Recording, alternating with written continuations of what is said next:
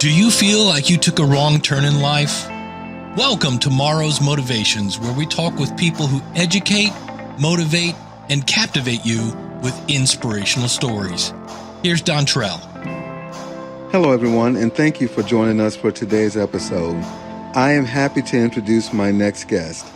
He is a true patriot and hero who has served us honorably in the United States Navy. Currently, he is the missile dissection supervisor for the United States Air Force. I am proud to introduce my next guest, Dennis Gardner. All right. Thank you so much, Dennis, for joining me today. How are you? I'm doing good. Thank you.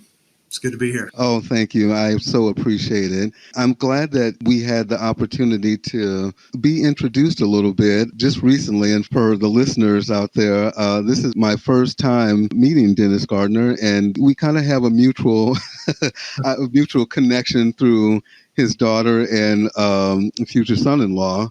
And I just wanted to ask you a little bit about yourself and your story because, you know, your son-in-law, Tanner, he told me a little bit about what you did and how you worked with the military, if I understood correctly. Yeah. And so I, just was interested to hear about how you started your career, how you started in the military, what led you to that point, and kind of some of the things that you've learned from it. Starting the military was kind of a fluke. I had a friend of mine back when I was 18 that decided he was going to join the military, and I was currently working for just a tire shop here locally in town, and decided, I wasn't sure what I wanted to even do. So I just ended up going in on a buddy system with him. I went down and I signed up and I ended up joining the Navy. I spent 6 years in the Navy. While I was in there, I was a jet engine mechanic on helicopters. And part of being in the squadron that I was, we actually dealt with different torpedoes. We did anti-submarine warfare. So I dealt with these different torpedoes on different load teams. And I kind of got the bug there with the torpedoes for working with munitions. It gave me I just enjoyed doing that. Mm-hmm. After I got out of the service, I ended up working some other places. I had a few different jobs, and a friend of mine was an engineer for a company that you might have heard of. It was Alliant Tech Systems. Mm-hmm. And he ended up calling me to see if I wanted a job. And I went into production there. I got a job with them, and I ended up building ICBMs. Working on those in the launch vehicles, a Delta system, Titan, different things. That industry is kind of hard because you can get laid off a lot. You can, you're back and forth. And it actually worked very well for me. I was, as I was working for him, I ended up getting riffed from the company, but I had heard the rumor that I was going to be riffed. There was a group of us, the junior people. And so I started applying for jobs with the Air Force. And one of the jobs I applied for was where I am at now. And it's, I am a supervisor over a facility. They call it a missile test facility. But what I do is we take the ICBM missiles that are actually out in the silos. We bring them into our shop, and we will select one, and we will cut them up. And we do agent surveillance testing. We get the propellant out of them. And we'll test that. I'm the one that actually cuts the missiles up and then send pieces that we get out of it, the propellant, to another shop. They do lab testing on it. And they end up seeing if the propellant that has been put in it over the years is held up. It's an agent surveillance program. And that way, really what it boils down to is if we ever have to launch a missile out of the silos, that they know that particular lot of propellant is good and that the missile will function as it's designed. So, wow. Yeah. And so, through my military, it kind of directed me that way. It wasn't necessarily something that I really set out to do. But it's actually worked out phenomenal for me. It sounds like it. That sounds like an amazing experience to be able to have. And I'm sure you probably see a lot of things that, you can definitely never talk about. And so even in that context, I want to say, if you receive one of those top secret calls while we're doing this podcast, feel free to let me know that we'll have to cut out and tune in again. No, I think we're good there. The portion that I do is I do the destruction of them, if you want to call it destruction, because we do the testing. But it's very vital that we know that for our defense system for the country that the missiles are ready to go. So, I don't work the silos or any of that, but. Okay, that's awesome. So now you said you had this opportunity came from you talking to a really good friend that you were connected with. Now, before you talked to your friend about this opportunity, what were your initial plans for your life? Like, what did you see yourself doing at first? Well, before that, I worked for a company. It's a local company here. It's Western Zirconium, but it's a subsidiary of GE. And I was there for about 10 years, and I actually planned on making that a career. What they do is they make the fuel rods for nuclear reactors. So it was a processing job that they extract zirconium out of sand, and they go through a distillation process and make a metal out of it is what they do, using chemicals. And that was what I was kind of looking at doing. I didn't mind that job, but at the time it was going to be, it was a career. I'd been there a while. There was not a lot of advancement in that company, but that was kind of where I was headed. I was planning on retiring from that company. Okay. Things changed, and I am where I am now. When you made that change and that sudden leap, was it something that you thought would be risky initially, or did you just trust your overall instincts and just decide to... Let me step back here. I worked there for a couple of years. I actually worked for Hercules. It was Hercules Aerospace in the beginning. I worked at Hercules. I got laid off from Hercules, and I went to work for this Western Zirconium company. And I was there for almost 10 years. And the friend called me and asked me. He said, "Would you? We're bringing people back. The longevity, the job, you'll be great till you retire." And I said yes. So I'd love to come back. I mean, the pay was better, the hours were better. So I took that leap of faith and I did it. And I'd been there for, I don't even know if it was 2 weeks. I'd gone back to work for him, and I wasn't sure I'd made the right move. So with talking with my wife and stuff, I decided to call Western Zirconium back to see if my job was still open. I couldn't get that job back. So I was kind of stuck, but I look back on that as a real blessing, because it actually, if they had taken me back the career path I'm on now that I love, I wouldn't be where I'm at today if I hadn't have, it's funny how that intervention, it's funny how, things are meant to be. I firmly believe. And so it just, and it's worked out great for me. So That's amazing. That's amazing. And yes, the reason I wanted, to ask you specifically about that is because, as you know, especially right now in the current atmosphere we have in the country with this COVID-19, and it's shutting a lot of businesses down and a lot of people losing their careers, their livelihoods right now for, unknown amount of time. It's good to, like, when you connect with yourself, like you're saying, and try to see, okay, what possibilities are there? Like, what else could I do? And I was curious, and that's why I asked you, just to kind of see what your experience was, what kind of led you to that. And it sounds like, like you just said, you are right where you are supposed to be. Yeah. And you didn't necessarily have the roadmap laid out in front of you. Right. So that's incredible. I guess going through that experience, what would you say personally helps you define success? Like, what advice would you give to individuals who say, well, I want to be successful in this, and then it doesn't work out necessarily the way they think? To me, success is happiness. It's not something that, when I was younger, it was like you wanted the job, you wanted the money, you had these goals that you wanted to do. But as I got older, I realized that success is happiness, and it's a lot of different things that have to come together. So you need your career, happiness is being able to support your family, but also, successful with my grandkids, my daughters, the son-in-laws, those things I think you got to balance them. And if you can balance all that, and, at the end of the day, you're happy with exactly what you're doing, and to me, that is success. A lot of people like going for the money, or they like going for different things. I'm not saying that that's wrong, but to me, that's not my goal. That's not success to me.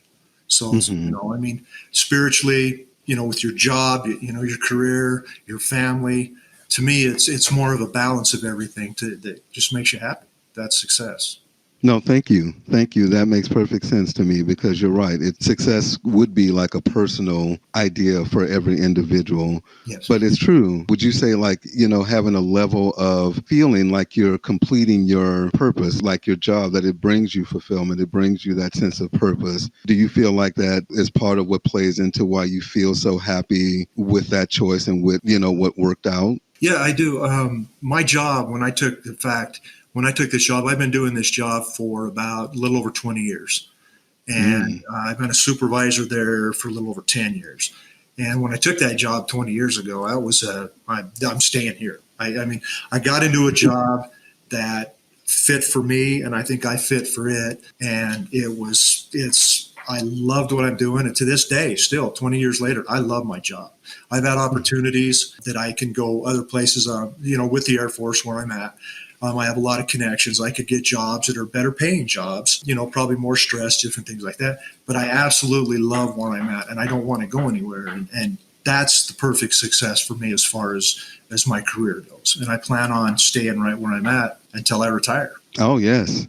Absolutely. That's amazing. A lot of people they're not lucky enough to find that job they like. And I was just very blessed and fortunate that I did. Hmm.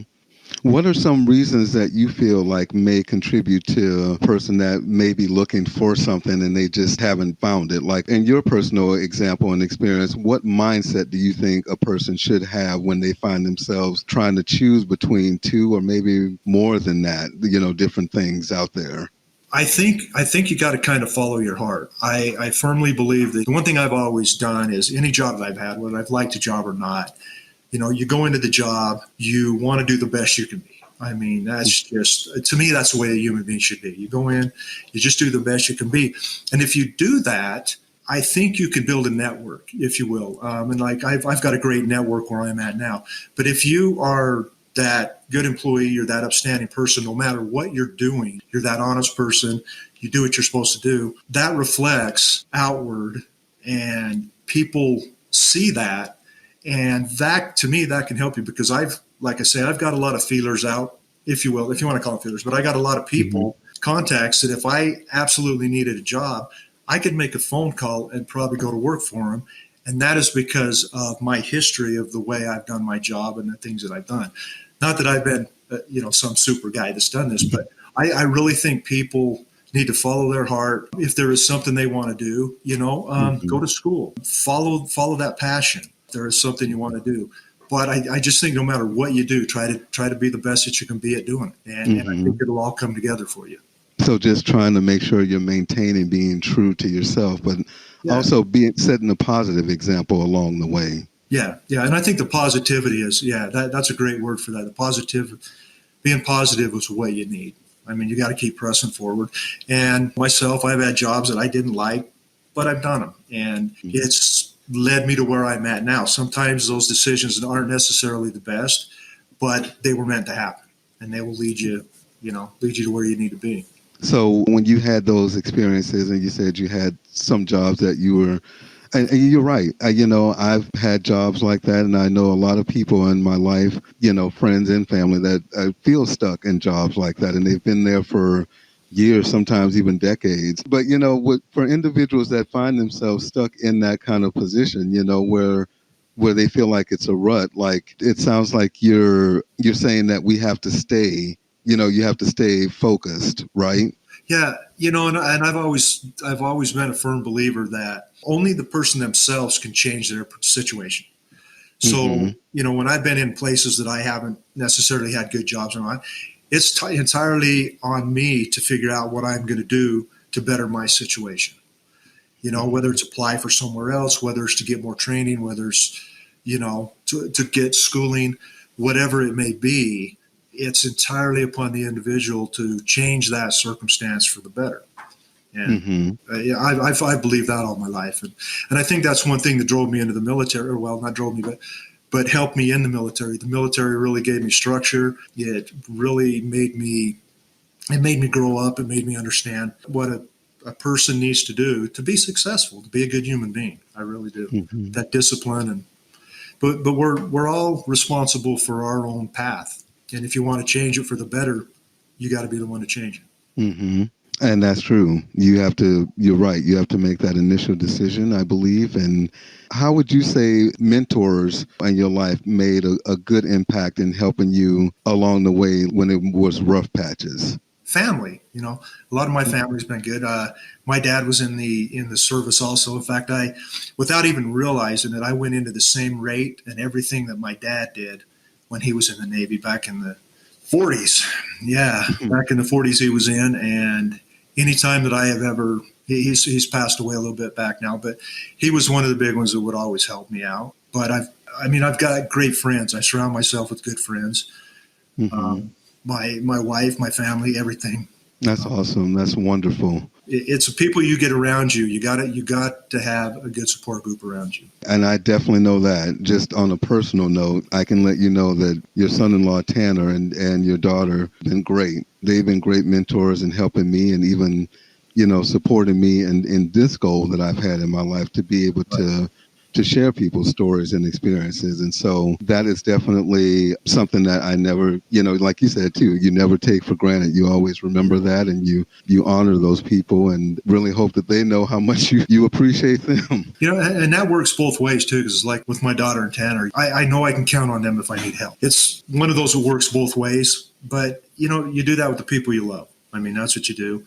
And you do it with strangers. People need help. You help strangers too, but I think it's all a character thing, but those are the kind of people you need to have in your life and surround you. Mm-hmm. Absolutely. And you said, now, Dennis, one of the things that you said that has brought you the biggest happiness has been your family. Uh-huh. What would be a legacy that you would hope to leave with your family that they would always remember, generational about you?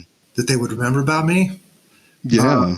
If it's like my wife and I was talking about this earlier, and I always think the one thing I want is that when my time is done, that I want people to be able to, somebody says your name, I want them to be able to smile and just say, hey, that he was honest, he was helpful. I want people to be able to smile and say, you know what, he was a good human being. Mm-hmm. To me, that's the greatest legacy I think you can leave. For the people that knew you to be able to, just smile because they knew you. It's Absolutely. kind of simple, but I think to me, that's it.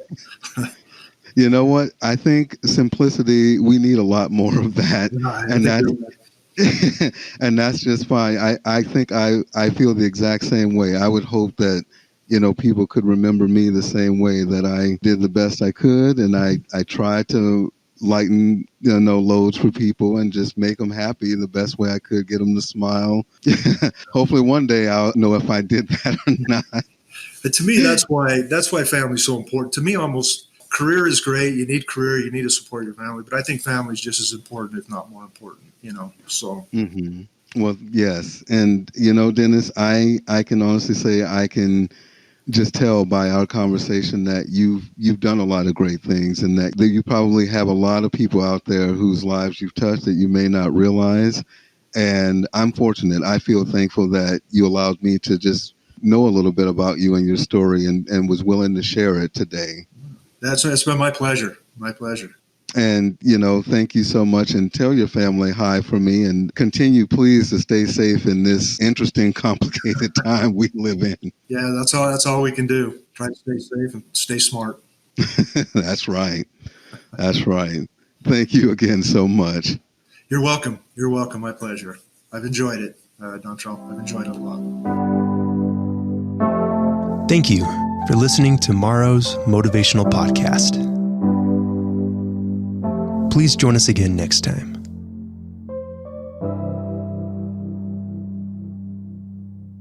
Wow, something is really different on the growler. Really different on the growler. Really different on the growler.